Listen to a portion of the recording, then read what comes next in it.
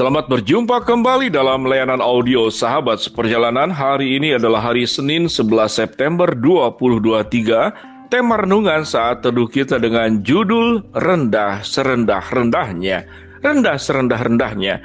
Firman Tuhan terambil dalam Ibrani pasal yang kedua, ayat yang kelima sampai dengan ketujuh.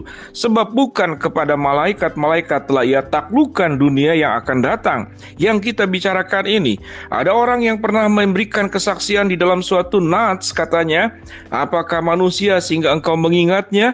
Apakah anak manusia sehingga engkau mengindahkannya? Namun engkau telah membuatnya untuk waktu yang singkat, sedikit lebih rendah daripada malaikat-malaikat, dan telah memahkotainya dengan kemuliaan dan hormat. Mari kita berdoa. Bapa yang di dalam surga, kami ingin belajar tentang karakter Kristus yang di luar pemahaman dan akal manusia, di luar akal sehat. Bagaimana Tuhan mau memberikan semua yang terbaik, bahkan mau memberikan dirinya di dalam kondisi yang paling rendah. Dalam nama Tuhan Yesus kami berdoa, amin. Shalom sahabat seperjalanan yang dikasihi Tuhan. Kalau ada sebuah pertanyaan, harga apa yang paling mahal? Harga yang mahalnya melebihi emas, harga yang mahalnya melebihi permata, harga yang mahalnya melebihi kendaraan atau berlian atau mobil atau apapun yang ada di dalam dunia ini. Dan orang akan mempertahankan sesuatu yang mahal tersebut. Dan harga yang paling mahal itu tidak hanya dimiliki oleh orang-orang kaya, tetapi bahkan orang biasa, orang miskin sekalipun, dia akan mempertahankan harga yang paling mahal. Apa itu harga yang paling mahal? Yaitu harga diri. Sahabat seperjalanan, orang-orang biasa yang ditekan, orang miskin yang ditekan, rakyat biasa yang ditekan, dia tidak berani melawan kepada kekuasaan yang ada di atasnya. Orang miskin tidak berani melawan kepada orang kaya. Rakyat biasa tidak berani melawan kepada pejabat, penguasa, dan pemerintah. Namun tatkala di satu titik merasa harga dirinya diinjak-injak, harga dirinya itu ditekan, harga dirinya itu dihinakan, maka orang tersebut akan berjuang mempertahankan harga dirinya sekalipun dengan cara salah, yaitu melakukan pembalasan dendam. Kalau kita melihat di dalam kisah-kisah komik di zaman terdahulu tentang film-film silat, cerita-cerita silat, itu yang disebut ada namanya dendam 7 keturunan. Karena mengapa? Karena menyangkut harga diri. Kalau saat ini saya tidak bisa membalas, tunggu 1 bulan lagi. Kalau 1 bulan lagi saya tidak bisa membalas, tunggu 1 tahun lagi. Kalau 1 tahun tidak bisa membalas, tunggu 1 hari kelak nanti saya akan membalas. Itu yang disebut dengan dendam. Kenapa dendam? Karena masalah harga diri. Jadi manusia itu mempertahankan yang namanya orang sesulit apapun, orang seterpuruk apapun, orang sebodoh apapun, orang semiskin apapun. Itulah harga yang paling mahal, yang namanya harga diri. Tetapi yang berbicara tentang harga diri itu ternyata tidak masuk dalam kategori karakter Kristus.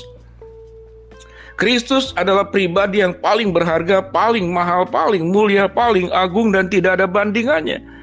Tetapi Kristus mau datang ke dalam dunia, mengambil tempat yang serendah-rendahnya. Sehingga tema saat duduk kita adalah rendah serendah-rendahnya. Dia mau mengosongkan dirinya. Bahkan Alkitab mengatakan Yesus mau kemudian sedikit lebih rendah daripada malaikat. Dengan tujuan apa? Dengan tujuan agar manusia itu dikatakan dapat diselamatkan. Itu terdapat dalam ayat yang ke-9. Supaya oleh kasih karunia Allah ia mengalami maut bagi semua manusia. Jadi Yesus mengalami maut, Yesus mengalami penderitaan, Yesus mengalami proses kelahiran yang sesungguhnya Tuhan tidak perlu mengalaminya, namun mengalami kelahiran sebagai seorang bayi yang terlahir di kandang domba, bahkan tempatnya tidak layak, tersalibkan di kayu salib, dihinakan. Bagaimana mungkin Tuhan yang merupakan lambang kepala adalah lambang harga diri, tapi kemudian diberikan mahkota duri? Itu adalah sebuah ejekan, sebuah hinaan. Kemudian dipukul kepalanya dengan buluh, diseret oleh tentara-tentara, lalu disoraki untuk disalibkan. Yang dilepaskan adalah Barabas dan bukan Yesus. Kalau kita boleh mengatakan siapa yang memberikan dirinya, yaitu Kristus, yang mau datang ke dalam dunia rendah serendah-rendahnya. Dalam rangka apa? Apa yang menggerakkan semuanya itu? Yang menggerakkan semuanya adalah kasih dan cinta. Kasih dan cinta Allah kepada manusia melalui Tuhan Yesus Kristus yang mau berkorban untuk kita semua. Namun engkau telah membuatnya untuk waktu yang singkat sedikit lebih rendah daripada malaikat-malaikat, dan telah memahkotai kemuliaan dan hormat. Segala sesuatu telah engkau taklukkan di bawah kakinya. Sebab dalam menaklukkan segala sesuatu kepadanya, tidak ada satupun yang ia kecualikan yang tidak takluk kepadanya. Artinya, Tuhan punya kekuasaan yang paling besar untuk bertindak semaunya. Tuhan bisa melakukan apapun sesuai dengan kehendaknya. Mau menciptakan manusia, mau membinasakan manusia, mau menghukum. Karena dia yang punya kuasa di atas segala-galanya. Kalau kita ada di dalam posisi seperti demikian, sekalipun kita bukan Tuhan, namun kita diberikan kesempatan karena satu dan lain hal. Tidak ada seorang pun yang takut, yang berani melawan kita. Dan kita punya kekuasaan dan tidak ada seorang pun yang bisa mengalahkan kita. Maka biasanya kecenderungan manusia dengan kekuasaan, dengan kekayaan, dengan jabatan, itu bertindak sewenang-wenang dan merasa dirinya sebagai Tuhan. Tatkala manusia menjadikan dirinya sebagai Tuhan, maka semua orang harus sujud menyembah kepada dia, harus tunduk dan taat kepada dia. Jadi seringkali manusia ingin bertindak sebagai Tuhan, sementara Tuhan, Kristus, Yesus, itu yang adalah Tuhan, dia mau datang menjadi manusia. Ini sebuah kontradiktif dan ironi yang sangat luar biasa dalam sebuah kenyataan kehidupan yang terjadi di dalam dunia ini. Rendah serendah-rendahnya, itu dilalui, itu dilakukan oleh Tuhan Yesus hanya dengan satu tujuan yang firman Tuhan katakan, supaya oleh kasih karunia Allah ia mengalami maut bagi semua manusia, agar manusia mendapatkan keselamatan, agar manusia terhindar daripada jurang kebinasaan, agar manusia tidak dikungkung dan diikat oleh iblis, tapi dibenangkan, tidak ambil, agar manusia tidak tersesat, namun masuk ke dalam kawanan domba-domba Allah yang Tuhanlah sebagai gembalanya. Sahabat seperjalanan, apa yang kita pelajari daripada pelajaran saat ini? Yaitu tentang karakter Allah, karakter di dalam diri Kristus Yesus.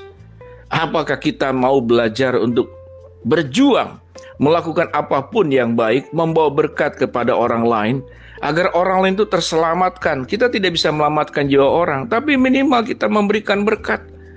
Mereka yang lapar mendapatkan makanan yang sewajarnya. Mereka yang mau putus sekolah kemudian bisa lanjut sekolah karena kita bersumbangsi untuk mendukung pendanaannya. Dan tindakan-tindakan yang lain. Kita menjadi orang yang pemurah, pengampun, menjadi orang yang inspirasi.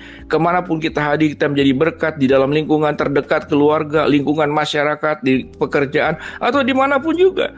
Kita menjadi pribadi yang memberkati. Mengapa? Karena kita tidak terus duduk di atas. Kita mau turun rendah serendah-rendahnya seperti yang sudah Kristus lakukan. Biarlah apa yang sudah Yesus lakukan itu dilakukan juga oleh setiap kita masing-masing. Kita hidup untuk memberkati orang lain, berani turun rendah serendah-rendahnya, agar banyak orang percaya kepada Kristus, ada banyak orang mengalami kasih karunia dan kebaikan-kebaikan Allah melalui hidup kita. Mari kita berdoa. Bapa dalam surga, terima kasih kebenaran firman Allah yang sudah kami pelajari. Hamba-Mu berdoa buat sahabat seperjalanan yang sedang sakit, Tuhan jamah sembuhkan. Sahabat seperjalanan yang sedang menghadapi masalah, Tuhan bukakan jalan. Sahabat seperjalanan yang sedang berdoa mengharapkan sesuatu, Tuhan kabulkan dengan cara dan waktunya Tuhan. Dalam nama Tuhan Yesus kami berdoa. Amin. Shalom sahabat seperjalanan, Tuhan memberkati setiap kita masing-masing. Amin.